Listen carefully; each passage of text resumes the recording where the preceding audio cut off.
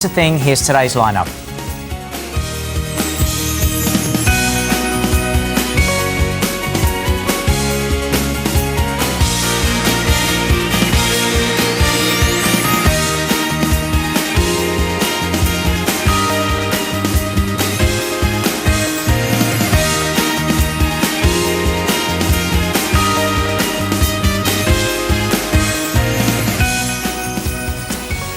It was quite simply a case that shocked the nation in February 1993.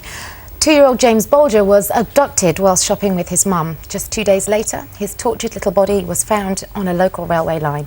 16 years on, in a desperate bid to keep her son's memory alive, Denise Fergus is turning her heartache into helping others, and she joins us now with her friend Terri. And thank you both for coming in today. Thanks for having us. Oh, it's nice to see you. It's good to see you. Now, Denise, it's 16 years since James's death, and you are determined to honour his life, and you've decided to create the James Bulger House, which is a centre for bullied children. Severely bullied children, yeah. I just, you know, after 16 years of a roller coaster ride, you know, hell and back, as you know, I now say, I just want to turn his name into something positive. Instead of remembering James as the murdered child, I now want people to remember him as helping other children. How long has it taken you to be able to get to this point where you can turn such a horrific negative into something that will positively benefit other children? It took me a long time, a real long time, and I just feel now that the time is right to turn a new chapter in my life, and you know, instead of mourning him all the time, you know, do something positive in his name and get something out there for other kids. And that's all I want to do now. That's my dream and my ambition, is to help severely bullied children. So you got a call from Mr. Ranson. Do you want to tell us what happened there, how this all came about? Yeah, what it was, Esther actually, as a meeting with Bernard Hogan now, the chief inspector, and she asked, was there a Leicester memorial in James's name? He obviously didn't know, but you know, he said he could put her in touch with me, which is what we've done. And in the meeting she says, would you like his name to be remembered in something else? And I thought it was a fantastic idea. And I thought, yeah, you know, I would like his name to be remembered for something else other than, as I said, the murdered child. So she came up with the conclusion, well, why don't we help other kids who were severely bullied? Why don't we set up a home where they can safely go and finish their education? Because these kids are forced out of mainstream school. You know, some of them are taking their own lives, and I just thought it was so unfair. We've actually got one coming to the school once it's up and running, who's tried to slit her wrists, and you know, if I can save just one life in this house, then I've achieved something in James's name. It's I mean, incredibly brave thing for you to do, because it means that in order to raise funds and raise awareness, you have to keep talking about something that is obviously still 16 years on, incredibly difficult for you. Is it something you had to think twice about? Think twice about opening the house? Yeah, and putting yourself in the middle of this project. As soon as I heard I was helping kids, I went in there straight away. No ifs and buts. It was something that I wanted to do and something I do want to do. We've actually got 15 kids lined up already to go in the house. That's all we can hold. So once this house is up and running, we are going to be looking for a second property. And you've already raised, I mean, I think this is staggering, isn't it, Pete? 120,000 115,000, 120,000 pounds we've raised so far, yeah.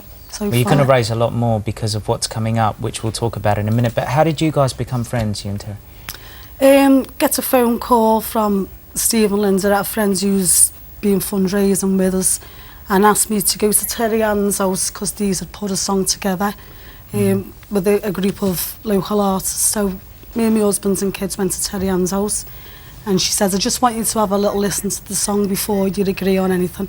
And when I heard it, I looked at Terri Ann and went, do you realise I had to play at James's funeral? We all thought, well, at first when she said to us, I can't believe you've picked this song, we all sort of went, oh no, and my brother. Just explain to us what the song is. Well, the song's Heal the World, and obviously it's got a very close connection with Denise, which we weren't aware of when we decided to do this. This is the Michael Jackson song. Yeah. My brother Lewis Devine actually produced the single, and we were coming up with some ideas of what type of songs we could do which would be relevant to the charity. You know, we were thinking of You Got a Friend, that's what friends are for, loads of different things. And then we kept coming back to Heal the World. And we finally said, right, this is what we're going to do.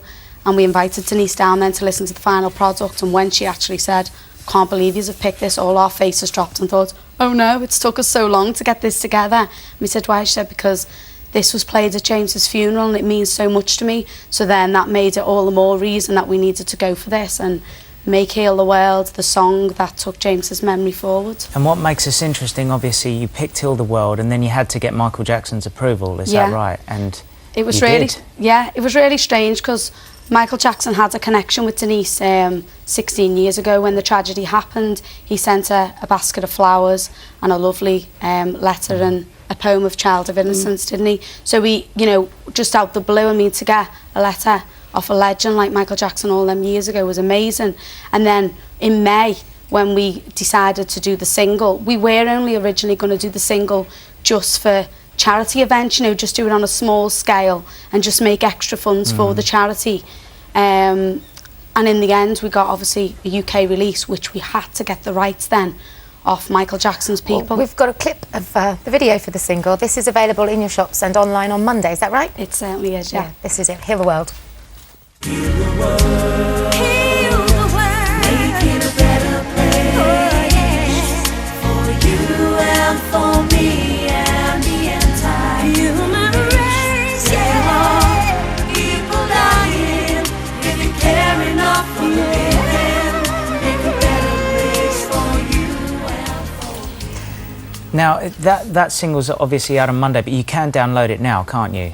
Yeah. Yeah, you can. It's And all the downloadable proceeds will be going to help you build more centres for more bullied children who will benefit from the help and the fresh start in life that you can give them. Yeah, yeah, of course. I mean, I just want everyone to help me along with this because obviously I can't do it by myself and every penny counts in doing something like this. It's a big achievement and I know, you know, with the credit crunch and everything, no one's got any money, but, you know, to raise so much money over just over 12 months, I think, you know, That's incredible. we've done amazing in You it. have. Well, Katie and I were saying how commendable it is how you've coped and how you're, you know, moving forward, doing something positive. We think it's amazing because out of something bad, you're making something good.